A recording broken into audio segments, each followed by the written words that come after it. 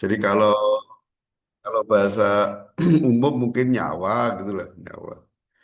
Jadi nyawa atau ruh itu memang tidak sampai teknologi zaman sekarang lah itu belum bisa diobservasi secara real, belum ada alat ukur yang bisa merumuskannya. Bahkan mungkin banyak kita sering mendengar ya kalau ini profesor besar lah yang sains itu ya. Secara biologis, ketika secara ilmu biologis sains zaman sekarang bisa dikatakan nyawa itu nggak ada sebenarnya. Rule nggak ada dalam tanda petik lah gitu nggak ada ya. Nah, makanya kita melihat itu ya di eh, manusia aja lah manusia ini kan dengan segala segala aktivitasnya ya bisa hidup. Kalau kalau tidur itu sebenarnya nyawanya di mana sih? Bahkan fenomena tidur itu sendiri juga fenomena luar biasa sebenarnya kalau pengen kita kaji lebih lanjut ya. Ini orang tidur, diajak ngomong nggak bisa, masih bernafas, masih hidup, diajak ngobrol nggak bisa interaksi, dan seterusnya lah kayak gitu. Nah, itu ya fenomena itu dalam kitab-kitab yang, sorry, dalam literasi agama cuma ada penjelasannya di Quran kan orang tidur itu. Dalam kitab lain tuh nggak nggak ada nggak ada bahas fenomena tidur gitu. Nggak ada. Eh, Kayak mati tapi nggak mati nah, gitu. Bahkan kita juga diajarin ya doa mau tidur kan sebenarnya kan doa mau mati itu doa untuk siap mati lah gitu. Bismika Allahumma ahya wa bismika amut ya kan. Kalau eh, kalau kita ini kan siap mati kita mau tidur itu siap mati. Nah itulah jadi nyawa roh itu kan di, di, di kacamata kita lah itu pasti ada yang bikin hidup nah kalau kurang lebih gitu yang bikin hidup. Makanya dalam motret memandang manusia itu akhirnya kita tidak bisa sekedar fisikal biologis ya gitu. Nah itulah kurang lebih kalau sederhana dari saya saat inilah ya saat ini bisa sharing lihat yang bikin hidup apa sih nah manusia tumbuhan hewan-hewan itu kan nah itu nggak kelihatan tapi bikin hidup kan nah sebenarnya kesama kan alam raya itu ada itu kan. Yang bikin ngontrol mengendalikan memelihara itu kan emang harus kelihatan kayak kelihatan ya gitulah mungkin ada ilustrasi sedikit kayak gini kita kamera sebuah gambar lah. Sebenarnya kemarin udah saya siapin coba terus hilang belum sempat kesimpan ya. Sebuah gambar katakanlah gambar itu ngezoom ada kertas terus ada ujung pensil yang sedang nulis lah kira-kira gitu. Dalam dalam konteks gambar itu kan kita akan melihat misalnya pertanyaan gini, siapa sih yang atau apa yang sedang nulis? Kan pensil jawabannya kita kan gitu. Karena emang di gambar itu cuma ngezoom kelihatan di pensil aja kan pensil sama kertas lah ujung pensil sama kertas jadi ya siapa yang sedang nulis di kertas ya jawabannya pensil kan kemudian kita kalau zoom out terus kelihatan tangan dan pertanyaan yang sama misalnya siapa yang sedang nulis di kertas tuh ya akhirnya jawabannya tangan tangan yang menggerakkan pensil ya kayak gitu kan tangan menggerakkan pensil, ya, pensil nulis di kertas. Terus kalau kita zoom out lagi ternyata tangan itu tangannya manusia. Nah, jadi kalau pertanyaannya akhirnya gini, siapa yang nulis di kertas? Jawabannya ya si misalnya si Pak Ijo gitu lah, si Pak Ijo. Eh, Nah itu kaca dari konteks memotret fisik aja kan tingkat kedalaman, tingkat zoom in, zoom out yang kan bisa menghasilkan kesimpulan yang beda. Jadi ketika orang gitu jarak pandangnya cuma sangat dekat ya, cuma yang dilihat tangan itu, sorry, yang dilihat pensil ya, oh yang bikin tulisan ya si pensil lah gitu. Ketika agak zoom out sedikit ya, oh yang bikin tulisan ternyata tangan ya, tangan menggerakkan pensil lah kayak gitu. Nah, kurang lebih seperti itu. Ketika kita melihat fenomena di sekitar kita, ada kehidupan, ada alam ini kok semuanya bergerak, berproses, berubah kan semuanya ini kan. Tiap detik selalu aja yang bergerak, selalu ada yang berubah. Nah, itu kan. Emang bisa bergerak sendiri, emang bisa berubah sendiri. Nah, itu kan ada yang menggerakkan, ada yang merubah kan itu. Nah, kekuatan atau apa ini yang menggerakkan? Nah, inilah ujungnya, bukan ujungnya, sorry ya. Ya di balik itu kan nggak kelihatan sebagaimana tadi kan ketika melihat kertas sama pensil ya yang menggerakkan itu apa ya itulah si manusia yang nulis ya, kalau di kertas tadi. Ya kalau di alam ini berarti ada sesuatu kekuatan ya, sesuatu kekuatan yang sangat super power ya bisa menggerakkan, bisa mengatur, bisa merubah semua ya semua kejadian di alam raya ini. Kenapa ada angin, angin bisa berubah. Kenapa ada hujan, kenapa nggak ada hujan. Kenapa ada petir dan seterusnya. Nah, yang menggerakkan semuanya itu kan, kalau kita zoomnya sekedar di yang fisik saja, nah itu ya akhirnya ketemu fisik aja kan, seperti tadi zoomnya cuma di pensil sama kertas doang. Lah, emang yang gerakkan pensil siapa? Kan ada tangan. Nah, emang yang menggerakkan tangan siapa? Itu ada si manusianya. Lah emang yang manusia menggerakkan tangan itu apanya, misalnya otaknya, misalnya. Nah, akhirnya kan sesuatu yang nggak kelihatan, nah gitu. Sama kan akhirnya melihat alam raya itu kita gitu, ada sesuatu yang nggak terlihat, yang bisa gerakin semuanya ini, ngontrol, gerakin, merubah segala sesuatunya ini ya gitu. Termasuk kalau kita tadi ya, motret lebih khusus pada makhluk hidup lah kalau saya ya. Yang bikin hidup tuh apanya sih, kan nggak kelihatan kan itu. Di mau diukur pakai radiasi apa, pakai sensor apa, mau dikurung pakai kaca yang tebelnya 15 senti juga yang namanya nyawa itu nggak kelihatan. Atau kalau bahasa meditasi itu apa astral ya. Astral nggak kelihatan. Nggak kelihatan bukan berarti nggak ada kan nah gitu. Ya mungkin gitu jadi potret akhirnya kita melihat diri kita manusia inilah. Mungkin sedikit saya share screen barangkali bisa ya moga-moga bisa bantu dikit ilustrasi.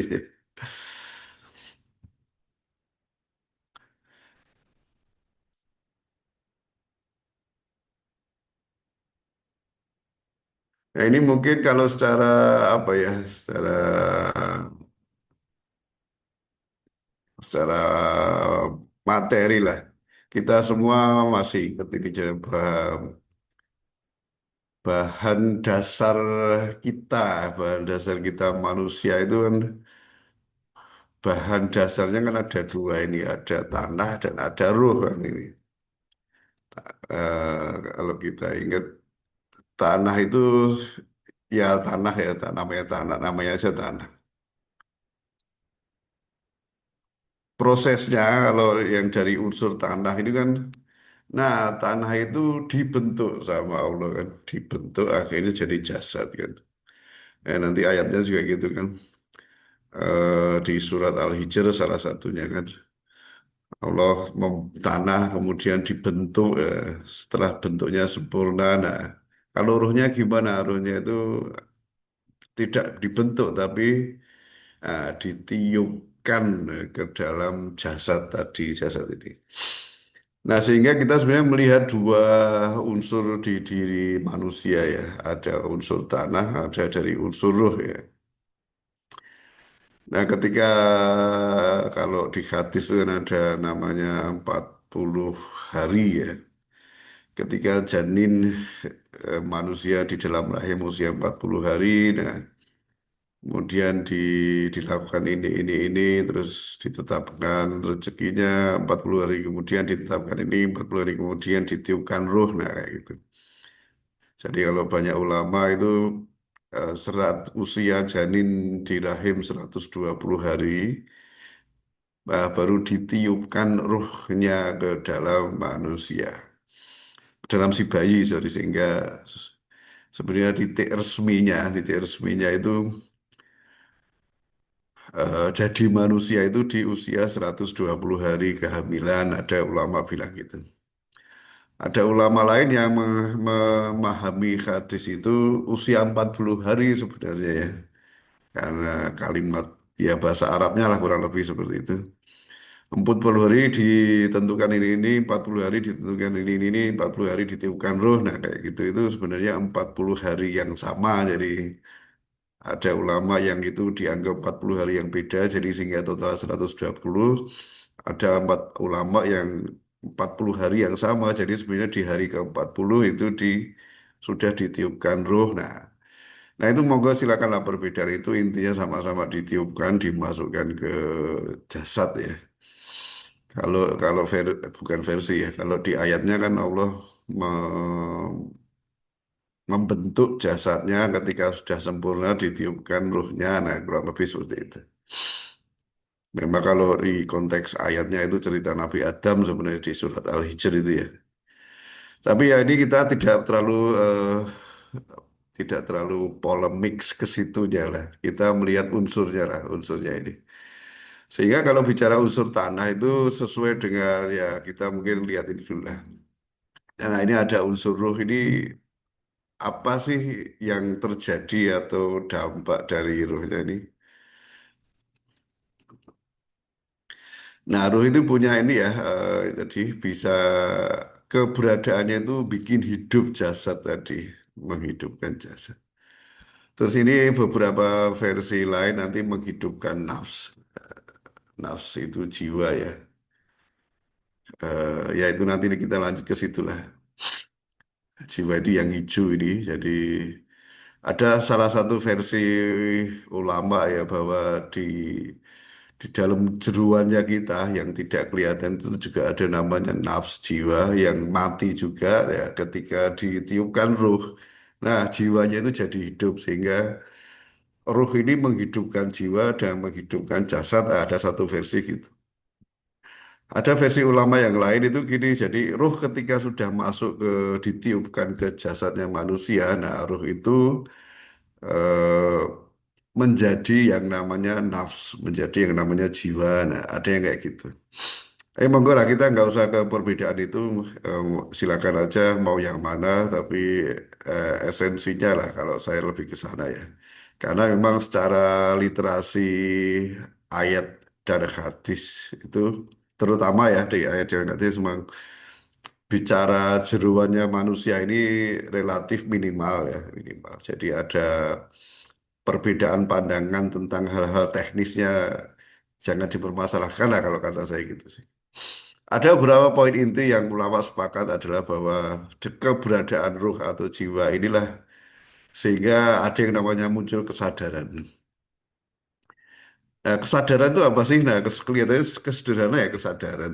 Tapi ini juga eh, challenge bagi sains salah satunya ya. Kalau zaman sekarang orang mendewakan ya, bukan mendewakan sih, mentuhankan sains. Sains juga tidak bisa membuktikan sampai titik ini ya. Kesadaran itu dari mana asalnya? Nah, itu sains nggak bisa menemukan jawabannya sampai sekarang ini. Kesadaran itu ada sendiri atau ada yang bikin? Ah, itu. Oke, kalau misalnya katakanlah kita sekarang mengenal AI gitu ya, AI itu kan apa ya, pinter dalam ngolah data lah, ngolah memproses data dan seterusnya kayak gitu lah. Tapi AI sendiri kan tidak punya kesadaran. Nah, kesadaran inilah yang memang diberikan ya, diberikan oleh Allah lewat ruh tadi lah di dalam manusia. Makanya kesadaran itu tadi salah satu fenomena yang kalau orang tadi paradigma mikirnya harus materialis empiris ada pembuktian pembuktian empiris ya gitu kesadaran. Nah, itu tidak bisa dibuktikan keberadaannya secara empiris ya, sampai saat ini. Atau misalnya teman-teman silakan di challenge lah. Coba buktikan punya kesadaran apa enggak gitu. Buktinya apa kalau punya kesadaran? Terus kesadaran asalnya dari mana lah kayak gitu lah. Oke itu nanti ya poinnya intinya ke sana lah. Terus ada unsur fitrah. Nah unsur fitrah ini terhadirkan dari ruh ini. Mungkin kalau teman-teman masih ingat ya ada surat Al-A'raf ayat 172 itu alastu birobikum ya di alam ruh kan semua ruh dikumpulkan. Semua ruh ngumpul lah, ngumpul atau dikumpulkan. Kemudian Allah yang bertanya kan, apakah benar aku Tuhan kalian? Ya, gitu. Bala sahidna ya kita semua para ruh itu ya termasuk diri saya dan teman semuanya di situ lah. Kita nggak ingat ya itu ya.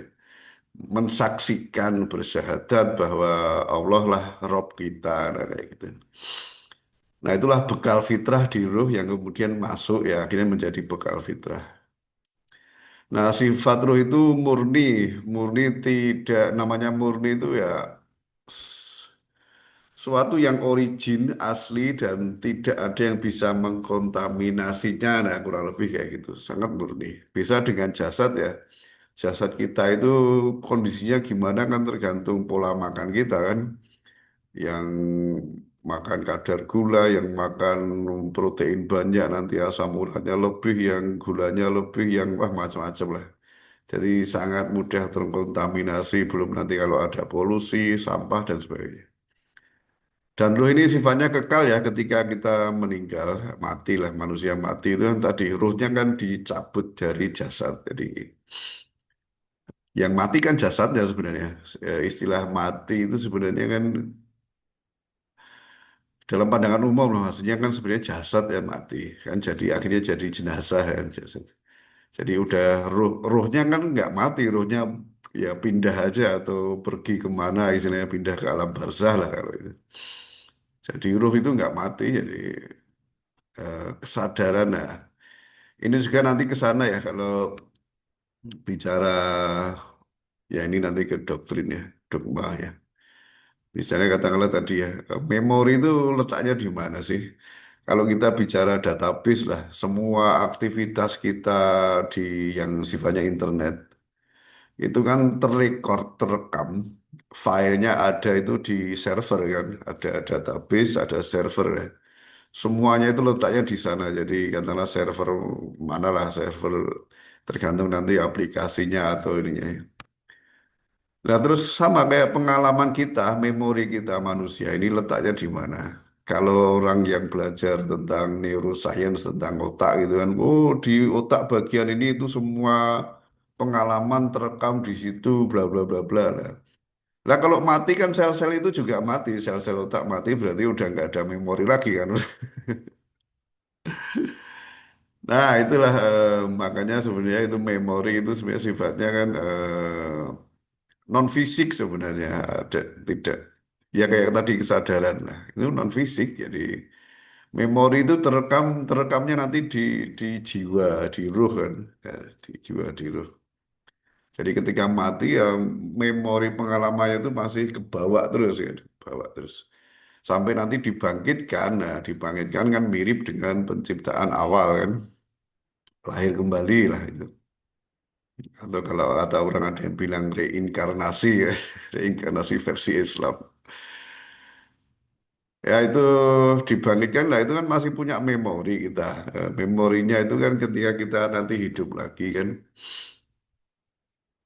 kita menyatu dengan jasad yang baru itu kan ya memorinya kan bawaan oleh di ruh ini kan atau di jiwa ini kan bawaan.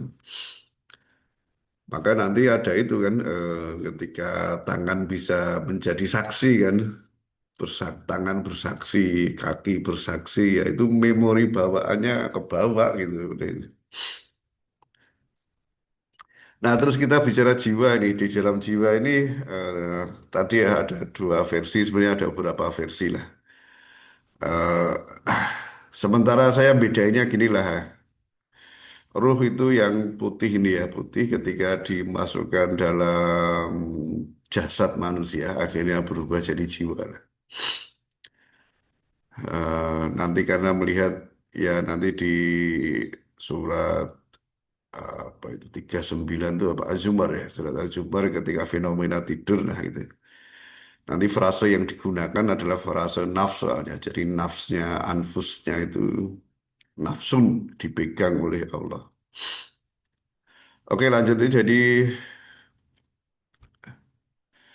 jadi ini wa nafsum wa masawaha, jadi fa'alhamaha fujuraha wa taqwaha. Jadi di jiwa itu ada bibit fujur dan takwa di dalam jiwa ya. Di situ ada kolbu, ada kolbu itu sederhananya inilah. Kolbu itu pusat semua keputusan lah, atau pusat kontrol lah, pusat kontrol itu kolbu manusia. Jadi kalau Rasulullah mengilustrasikan itu gini, satu manusia itu ditentukan nasibnya oleh satu satu onggok daging ya. Ketika si daging itu, satu onggok daging itu baik, semua dirinya baik. Ketika satu onggok daging itu buruk, semua dirinya buruk. Ya Rasulullah bilang itulah kolbu. Nah itu kan tidak bicara fisik ini, itu bicara metafisik atau non fisik kan. Di kolbu itu jadi pusat, jadi sentral keputusan manusia. Nah, di situ diletaknya di kolbu ya. Misalnya kayak ini teman-teman semuanya ini kan ada satu titik keputusan, oke ikut Zoom nah, misalnya ya pagi ini. Keputusan tuh munculnya di kolbu ya, yang membuat keputusan itu di kolbu. Jadi kalau teman-teman bilang saya, nah sebenarnya yang dimaksud saya itu apa sih? Yang mana? Saya kan nudingnya ke dada kan.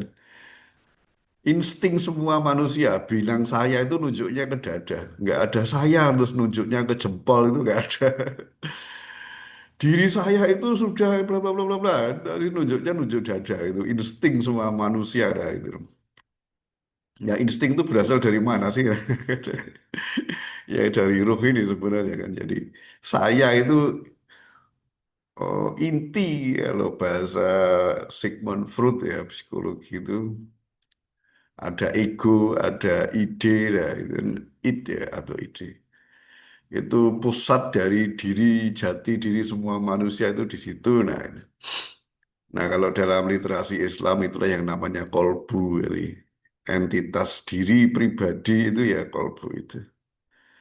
Nah, di jiwa ini ada keinginan macam-macam, makanya istilahnya hawa, hawa keinginan ya. Makanya dalam banyak ini kan hawa nafsu. Nafsu itu kan anfus jiwa ya, nafsun itu kan jiwa. Hawa itu keinginan, jadi ya jiwa-jiwa ini punya keinginan. Nah, keinginan itu bisa ini banyak ulama yang menganalisanya gini, keinginan-keinginan di jiwa manusia ini muncul karena ada terinstal di jasad, nah, gitu. Jadi sebenarnya banyak kebutuhan jasad ya. Nah, ini kayak karena namanya terinstal jadi seolah jadi satu kan. Nah, keinginan-keinginan itu sebenarnya keinginan jasad dia. Nah, asalnya dari situ makanya yang pengen makan, makan juga pengen enak lah gitulah. Pengen minum, minum juga pengen yang seger misalnya, pengen macam-macam lah segala keinginan. Nah, ada ulama bilang gitu. Jadi segala keinginan kita itu munculnya sumbernya dari jasad. Tapi sebenarnya ini juga nggak sepenuhnya pas ya. Karena misalnya contoh kayak ya kalau tadi yang jasad dia oke bisa dimengerti. Tapi ketika bicara keinginan yang sifatnya eksistensi, nah kayak gitu kan. Eksistensi itu kan bukan jasad dia kan. Jadi, makanya keinginan itu ada yang bilang ini bawaan sebenarnya. Bawaan di jiwa itu ya nanti ke situ juga ya. Terus kemudian ada akliyah. Akliyah itu ya akal lah kalau bahasa kita ya. Akal ini kebanyakan orang kan potretnya ada namanya organ di dalam kepala kita. Nah itu otak lah gitulah ringkesnya. Yang cuma ini untuk diingat ya teman-teman kita ini nggak bicara fisik sebenarnya ini. Kita bicara jeruan manusia yang nggak kelihatan lah, nggak fisik, nggak bisa dipegang, nggak bisa tadi diteliti di laboratorium, nggak bisa. Ini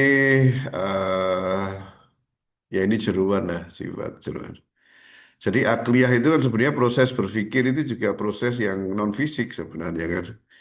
Kita sedang mikir ada data-data apa kita baca sesuatu itu kan sebenarnya data-data masuk, nah itu kan terus diolah, dianalisa, diputar. Nah kalau yang sifatnya informasi kayak gitu mirip komputer sebenarnya, mirip AI lah, memproses, mengolah dan itu sih itu. Dari akliyah itu proses yang kurang lebihnya sama seperti itu. Cuma bedanya kalau di akliyah ini di pemikiran kita ini kan ada unsur yang mendorong, mempengaruhi lah, unsur mempengaruhi yaitu ada unsur jiwa tadi, ada emosi, ada ya emosi lah, gitu. Ada keinginan, ada emosi, ada hasrat, ada kecenderungan yang lain. Ya contoh misalnya gini lah, misalnya para penggemar Jokowi misalnya ya, Jokowers misalnya. Ya itu kan udah kadung cinta sama Jokowi, makanya semua pikirannya, semua analisanya pasti arahnya adalah ke pembelaan pada Jokowi CS, mengagungkan ke Jokowi CS ya. Jadi pemikirannya udah ke arah sana. Ini. Nah itulah namanya akliyah itu nanti pemikiran kayak gitu. Makanya ada istilah pemikiran tuh terpengaruhi oleh tiap-tiap manusia, terpengaruhi oleh keinginannya, nah kayak gitu. Nah, dalam Islam itu kita mengenal namanya ilmu mantik atau ilmu logika ya, yang arahnya adalah membimbing proses berpikir yang memang berpikir doang. Nah, jadi istilahnya mengesampingkan, membersihkan dari kontaminasi tadi keinginan-keinginan, kecenderungan. Jadi analisis berpikir aja gitu ya. eh Ya mirip kayak gitulah. Eh, Matematis aja lah, kurang lebih seperti itu. Nah, terus ini di jiwa manusia itu ada 4 sifat dasar ini ya. Ada doifan, haluan, ajulan, kabat. Doifan tuh ringkasnya ini mungkin teman-teman masih ya udah hafal apa itu mungkin ya. Doifan tuh ya doif ya.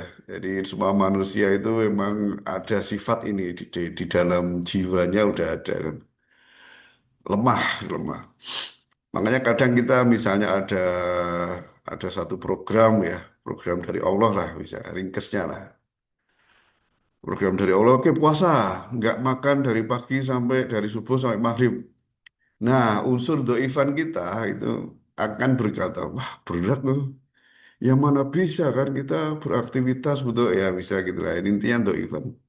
Doif itu ya ujungnya tadi merasa lemah, nggak sanggup ya kayak gitulah. Outputnya gejalanya seperti itu.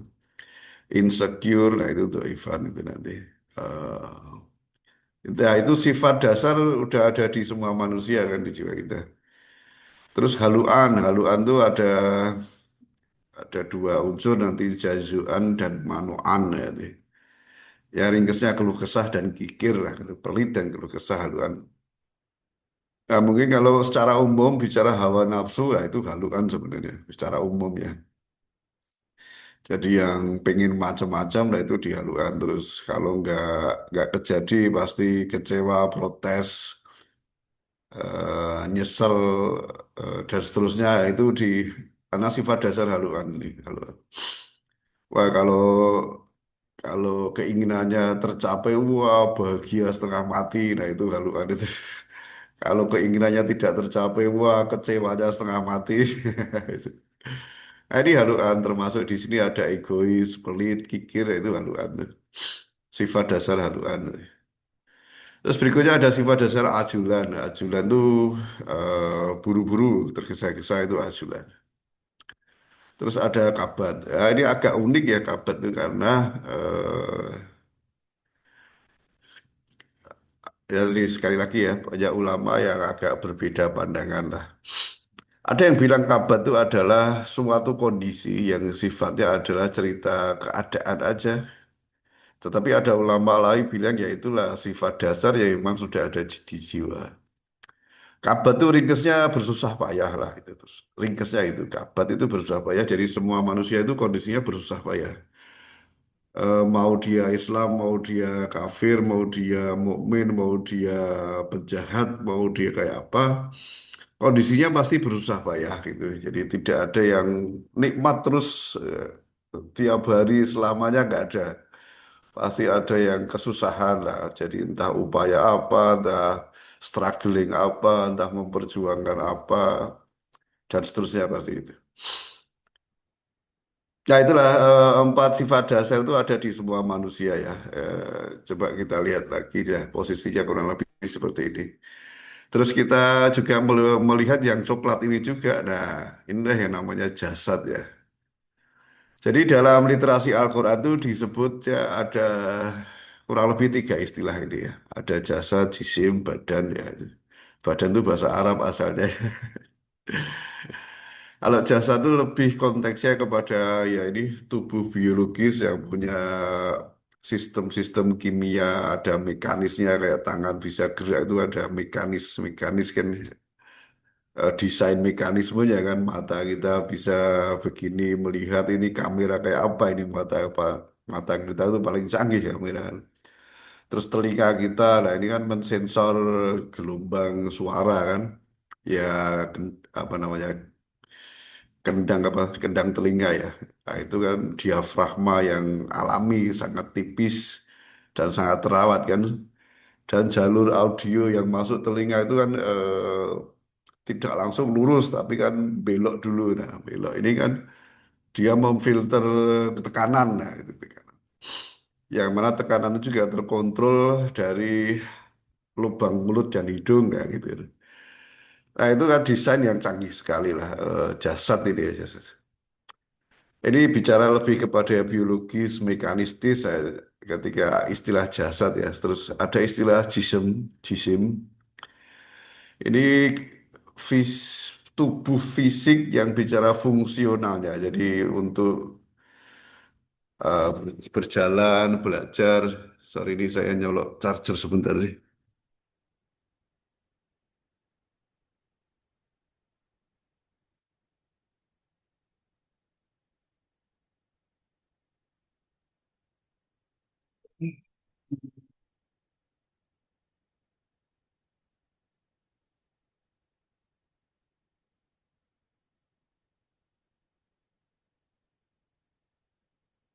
Jadi jisim dalam konteks fungsi, jadi fungsi misalnya tadi fungsi untuk melakukan gerakan sholat, fungsi ya untuk jalan, untuk ya melakukan gerak-gerak tadilah fungsinya, fungsi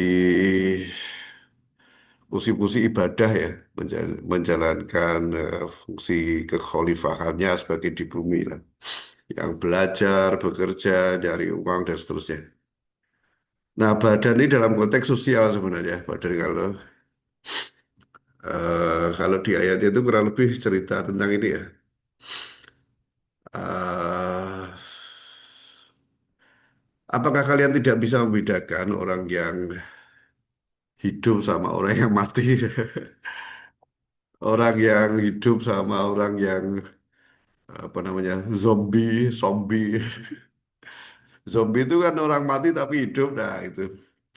Nah itu ilustrasi di Al-Quran tentang orang yang tidak mendapat atau tidak berpegang pada hidayah Allah. Nah itu disebutnya gitu pakai istilah badan dia itu. Nah, terus uji bicara jasad itu menjadi sama, ada sama dan basar, ada pendengaran dan penglihatan yang menjadi input terhadap jiwa tadi ya. Terus ini sifat jasad nih kita coba lihat ya. Nah, fisik manusia itu kan lemah, jasad manusia lemah kan. Bicara tenaga ya sama sapi aja masih gede sapi. Fisiknya lemah, secara power tenaga lemah. Terus secara apa ya? Secara bahan juga mas bahan material lah, material juga lemah kan, masih kuat besi, masih kuat kayu, ya, lebih lebih ulet karet dan seterusnya lah di lemah lah. Dan lemah yang itu ada istilahnya apa itu hukum hukum Archat ya, ya bahwa semua materi itu mengalami namanya keausan ya. Keausan itu mengalami degradasi kualitas jadi semua materi pasti mengalami degradasi kualitas. Jadi tiap tambah waktu, tambah usia pasti berkurang kualitasnya. Akhirnya kalau bahasa Indonesia itu apa ya? Keausan lah. Jadi tambah aus, tambah tua, tambah rapuh, tambah akhirnya buyar. Nah itulah. Nah fisik semua semua materi nih nggak aja ini ya, nggak aja manusia aja. Semua materi kayak gitu. Ya kita lihat rumah lah, rumah itu juga bangunan ya kayak gitu. Makin lama makin aus, akhirnya nanti tambah tambah lama, tambah lama, tambah lama, akhirnya hancur lah. Ya kita melihat peradaban, misalnya kita di mana? Kita di Jabodetabek lah. Peradaban di Jabodetabek 200 tahun yang lalu misalnya, berarti tahun berapa ya? Tahun 1800 misalnya, zaman zaman sebelum Diponegoro perang misalnya. Nah itu kan sebenarnya banyak yang udah hilang hancur ya kayak gitu lah, udah hilang hancur. Bangunannya, semua materialnya lah. Apalagi kalau 1000 tahun kayak apalagi. Dan seterusnya ada kayak gitu ya. Termasuk jasad manusia itu kayak gitu, materi-materi kita ini otot, tulang, rambut, semua materi partikel-partikel jasad itu pasti mengalami hukum itu. Makin tambah usia, makin kualitasnya berkurang, ujung-ujungnya nanti yaitu hilang lah, hilang. Ya. Nah, sehingga dari sini kita melihat kita kerja segala aktivitas kita ini untuk memelihara yang jasad atau memelihara yang kekal tadi, yang ruh atau jiwa. Nah, itu sih. Kalau kita orientasinya untuk melihara atau untuk nurutin yang jasad-jasad aja ya itu mah usianya paling cuma 100 tahun paling itu kan. Habis itu udah hilang jadi tanah lagi kan. 200 tahun juga udah hilang, 300 tahun, bisa 1000 tahun juga hilang lah. Justru yang kekal itu kan yang roh, yang jiwa kita di dalamnya ini. Nah, itu justru yang kekal kan. Semua pengalaman hidup, semua ini kan nanti juga dibawanya di jasad. Sorry, di anfus, di jiwa kita lah. Nah, ini kalau kita melihat nih, ini ilustrasi ya. Ini ada input sama buzzer, itu ada input di situ. Yang ini integrasi antara tadi ya, fisik, jasad sama jiwa.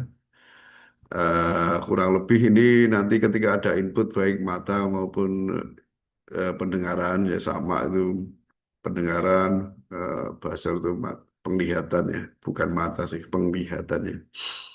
Inilah input-input informasi ini kalau secara umum kan diolah di bilangnya otak lah inilah akliyah ya otak. Sebenarnya ya nggak nggak gini-gini amat tapi untuk memudahkan lah. Nah, dari otak sebenarnya nanti diproses yang namanya kolbu ini kan. Oke, Mi, mana nih yang baik, mana yang benar, mana yang bagus, mana yang ini. Nah, kira-kira gitu lah. Terus ngambil keputusan, nah itu di kolbu ya, ya tadi udah. Kolbu ngambil keputusan, oke, habis subuh ikut Zoom aja misalnya, kajian ya. Atau habis subuh tidur aja lah. Nah, itu kan keputusan. Keputusan itu yang bikin tuh di sini, di kolbu ini keputusannya. Cuma ini nah di kolbu itu ada bibit fujur dan bibit takwa ya. Fujur ini saya ilustrasikan hitam ya, soalnya ini kalau berkembang, ini nggak bisa hilang ya, semua manusia punya, ini nggak bisa hilang. Bibit fujur kalau berkembang ya, nanti kolbu itu kecenderungannya ke fujur keputusannya. Eh? Gonmu ya ya namanya. Nah, bibit fujurnya inilah yang intinya liar lah. Keliaran, kemaksiatan, nah itu dari sini bibit fujur. Bibit takwa itulah yang terpelihara, terjaga, nah itu takwa. Ini secara bibit ya kita bisa membesarkan atau melemahkan, lah, menghilangkan nggak bisa. Terus ini ada empat ini, yang empat inilah yang disebut Ivan haluan ajulan kabat ya. Jadi, nah ringkesnya anatominya kurang lebih seperti ini ya, anatomi jiwa kita ini. Ya, jiwa manusia ini mungkin kalau dalam teori psikologi ada aneh-aneh macam-macam itu ya, ya itu psikologi lah. Eh, Kalau yang ini nggak tahu ya nanti ke sana. Kalau literasi Islam kurang lebih kayak gini. Nah,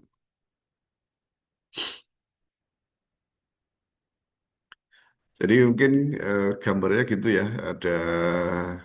Ada apa namanya komponen-komponen atau anatomi di jiwa manusia ya ini tadi.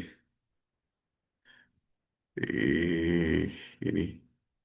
Nah, sehingga ketika kita bicara misalnya contoh membersihkan jiwa, nah, sebenarnya ini Bu, teman-teman sebenarnya ini kan bibit fujur. Bibit fujur ketika dia dipelihara itu ya dikasih pupuk ya. Ya pupuknya itu ya tadi ada maksiat-maksiat ya itu pupuk terhadap bibit fujur dia akan berkembang. Dia akan berkembang akhirnya nanti mempengaruhi kolbu ini. Nah, kolbunya akhirnya kan mikirnya bukan mikir ya. Kolbu dalam mengolah akan memutuskan dia cenderung kepada yang jelek-jelek gitu. Ngapain ikut kajian males lah. Ngapain sholat misalnya. Rajin sholat juga nggak tambah kaya misalnya. Ya emang sholat itu bukan untuk tambah kaya. Rajin sholat juga nggak tambah pinter misalnya. Nah, itu salah sholatnya. Sholatnya kurang rajin berarti itu. Nah gitu. Nah gitu jadi nanti kolbu nanti terpengaruhi oleh bibit fujur yang dipupuk. Ya. Pupuk dengan kemaksiatan, dengan dosa ini nanti tambah mengkotori jiwa. Nah, di ayatnya kan fa'aflaha mazakaha. Jadi beruntunglah orang-orang yang membersihkan jiwanya ini. Kotoran jiwa ini tadi ya dari fujur, sorry ya fujur ini tadi ketika dia tambah gede, berkembang, em, mengkontaminasi kolbu, ya, jiwa dan kolbu ini terkontaminasi. Eh, Salah satu pembersihannya ya dengan zakat kan secara harta. Nah ini tadi ya integrasi antara jiwa dan jasad tadi ketika jasad kita mengkonsumsi barang-barang yang haram, dosa. Nah itu mempengaruhi kebersihan jiwa. Nah itu. Makanya dibersihkan hartanya dengan zakat. Nah itu salah satu proses pembersihan jasad dan tadi meredam bibit fujur tadi supaya tidak mengkotori jiwa. Nah, gitu kotoran jiwa. Nah, kotoran jiwa ini juga erat kaitannya dengan yang merah-merah ini. Jadi, ketika yang merah-merah sama yang hitam ini biasanya masih nyambung ya. Ketika yang merah-merah ini tadi ya, dipelihara, dipupuk tadi ya. Merasa lemah untuk Ivan itu dipupuk ya sama. Ini nanti sinkron dengan yang hitam ini, yang fujur ya. Ini mengkotori jiwa. Itu. Wah saya mah nggak bisa itu. Wah saya mah nggak bisa. Ah, itu untuk Ivan berarti yang bicara itu sedang dominan untuk Ivan nih. Wah manusia wajib misalnya umroh. Wah umroh kan mahal. Saya kan nggak punya duit. Mana bisa saya ini. Ah, misalnya kayak gitu. Ya saya sendiri juga belum.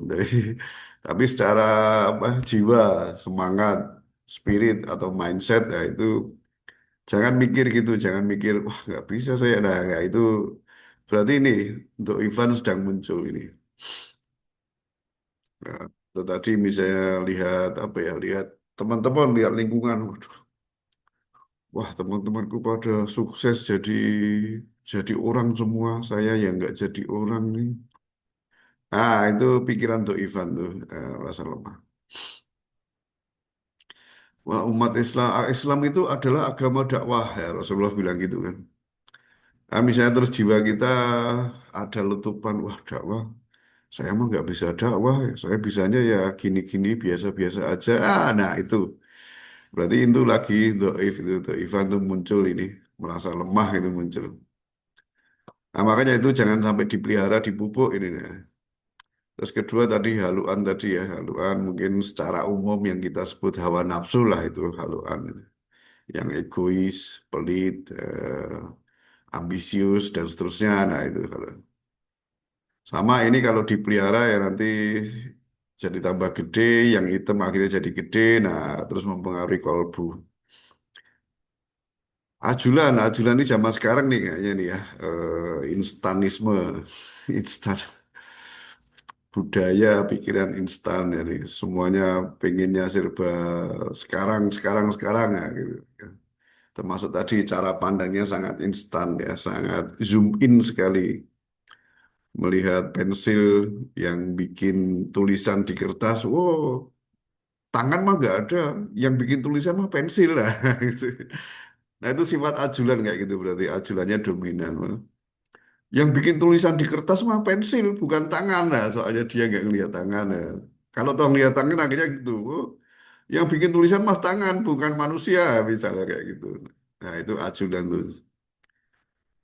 Cara pandangnya, jelajah pandangnya itu cepet, pendek sekali lah. Ya mungkin kalau ilustrasi umum kayak apa ya? Wah, Indonesia banyak pengangguran. Solusinya gimana? Nah, kalau ini ilustrasi ajudan tadi. Harus menciptakan lapangan kerja. Oh, berarti butuh investor. Nah, misalnya gitu. Oke, investor, jebret. Investor dari Cina misalnya sekian triliun. Oke, menciptakan lapangan kerja. Oke, bikin pabrik-pabrik akhirnya orang pada kerja, orang Indonesia pada kerja. Nah, itu analisa sangat julan, sangat instan itu. Itu menyelesaikan masalah nggak lapangan kerja? Ya enggak, kalau pengusahanya nggak prospek lagi, mikir bisnisnya nggak prospek, dia cabut, udah nanti tenaga kerjanya itu juga ada gitu. Apa tenaga kerjanya otomatis jadi pengangguran lagi, nah kayak gitu. Jadi mikirnya sangat jangka pendek, nah. Gitu. Terus kabat tuh ringkesnya sibuk lah. Sibuk, tapi kesibukannya adalah bukan kesibukan untuk kebaikan akhirat, bukan. Nah, itu kabat tuh gambaran sederhana itu. Sibuk dengan urusan yang sifatnya tidak tidak membangun ke kebagusan di akhirat. Nah, itu kabat tuh. Jadi sibuk, wah ini teman-teman mau kumpul-kumpul ini, mau ulang tahun, wah ikut sibuk, ikut nyiapin, ikut anu, terus wah ini Pak RT mau bikin anu sibuk, wah ikut sibuk, ikut apa, terus ya sibuk macam-macam lah, sibuk ngapa-ngapain, sibuk ngurusi urusan-urusan yang dampak akhiratnya relatif tidak membangun membangun amal akhirat lah, kurang lebih seperti itu ringkesnya. Kabar tuh kayak gitu. Tersibukkan lah dengan urusan, kalau sederhananya tersibukkan dengan urusan dunia. Nah, itu kabar tuh. Diajak silaturahim, wah lagi ada acara ini, acara itu, wah lagi ini, lagi itu, wah lagi bareng, kayak gitulah, gitu terus ya. Itu. Yang acara RT lah, yang acara kantor lah, yang acara keluarga besar lah, yang nanti acara sekolahan anaknya lah, yang nanti acara sekolahan ibunya lah, yang nanti sekolahan bapaknya lah. Ya nanti pokoknya sibuk terus pokoknya. Sibuk terus. Nah, kurang lebih kabar tuh kayak gitu. Tersibukkan dengan itu ya. Eh, nah, mungkin gitu barangkali teman-teman untuk hari ini ya. Barangkali ada yang pengen ditanyakan atau dikomentari silakan sebelum kita tutup. Sambil saya minum dulu nih.